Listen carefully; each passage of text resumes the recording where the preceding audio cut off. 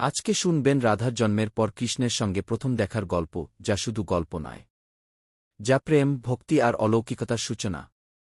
বর্ষানা এক শান্ত ভোরবেলা। আকাশে নরম আলো, বাতাসে ফুলের গন্ধ। ঠিক সেই সময় জন্ম নিলেন এক অপূর্ব সুন্দরী কন্যা শ্রী রাধা। জন্মের সময় একটি অদ্ভুত ঘটনা ঘটে। রাধার চোখ খুলছিল না। পরিবারের সবাই উদ্বিগ্ন। এই দেবসুন্দর শিশু কি পৃথিবীটাকে কোনোদিন দেখতে পাবে? বর্ষানা জুড়ে কানাকানি শুরু হওয়ার মাঝেই গোকুলের যশোদামা ছোট্ট কৃষ্ণকে কোলে নিয়ে রাধাকে দেখতে এলেন। যেই কৃষ্ণকে রাধার শিয়রে শুইয়ে রাখা হল, ঘটল এক অলৌকিক মুহূর্ত। রাধা প্রথমবার চোখ খুলল, আর তার প্রথম দর্শন হল কৃষ্ণ। রাধার চোখে আলো ঝিলমিল করল, আর দুইজন মুহূর্তের জন্য একে অপরের দিকে তাকিয়ে রইল।